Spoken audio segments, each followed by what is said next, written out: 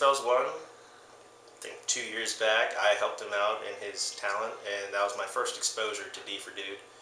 And I figured, it's my senior year now, why not participate and see where that gets me. But most importantly, I wanted to help raise awareness of ANAD. That's what D for Dude's all about, helping promote positive body image and, I guess, have fun while doing it, because these disorders are affecting people anywhere at any time. It could be your neighbor, it could be your sister, it could be whoever. And it's important to get that information out there and to spread awareness. I'm doing D for Dude is because I know people in my life who've been affected by anorexia. My mother, people in my family, so I feel like donating towards this great cause is something that's going to be beneficial for everyone. Aside from that, I want everyone to feel confident with like who they are as a person and their body. So that's the main reason I'm doing D for Dude. Why are you competing in D for Dude? So I'm competing in D for Dude because, you know, many people have issues with their body image, with their self-portrayal, and they feel uncomfortable under their own skin. I know that I personally have, and I know that a majority of people actually have. So I figured that competing for D for Dude will allow me to spread awareness about a very important issue to myself, and I can have fun while doing it. Why are you competing in D for Dude?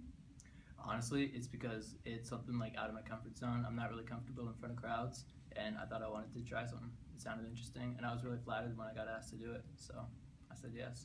I wanted to do D for Dude last year. I ended up not doing it, but I got to experience all of ANAD Week, and I was actually really impressed with everything that Delta Phi Epsilon does for promoting healthy body image and making people just feel happy in general. So when I got the opportunity to do it this semester, I didn't want to pass it up.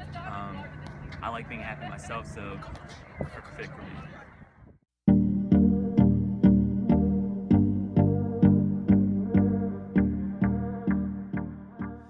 How I embrace my inner unicorn. Give me 1 second.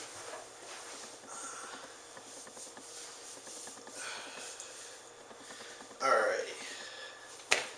I would say to try and be my best self, have fun while I do everything, hang out with as many DFers as I can because they're pretty awesome.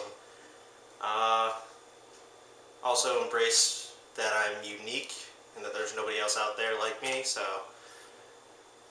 I don't try and let anybody get me down. And that's about it. Unicorn by putting on royal purple and pure gold on every morning.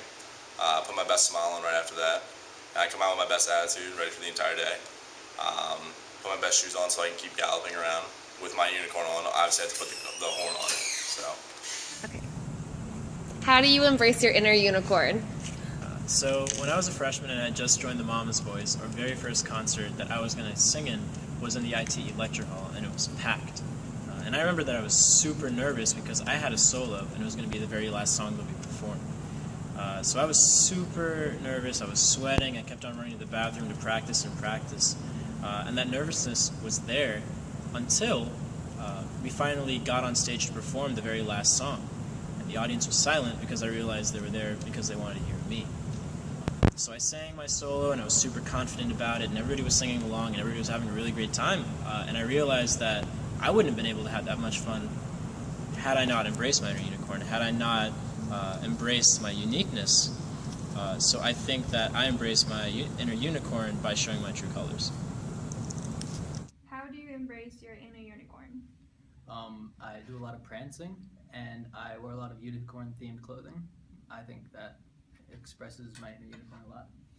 I believe that unicorns exist in our dreams, so I try to dream big and reach for the stars.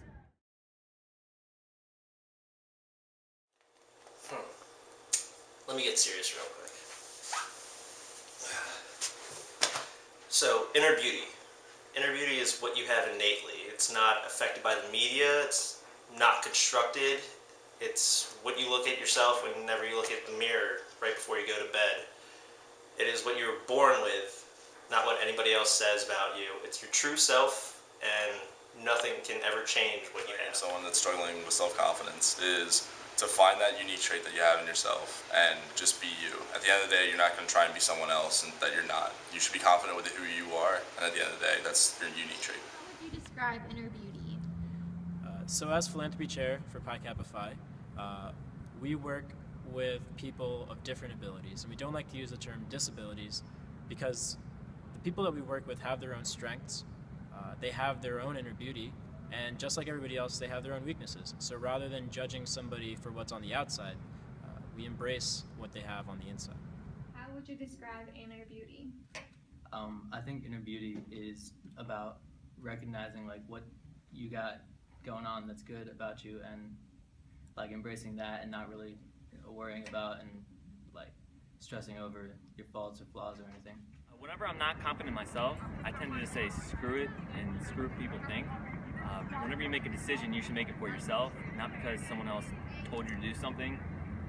So if you want to eat some cookies or a bunch of donuts, you should eat them. Eat them for yourself because it makes you happy, and enjoy your life.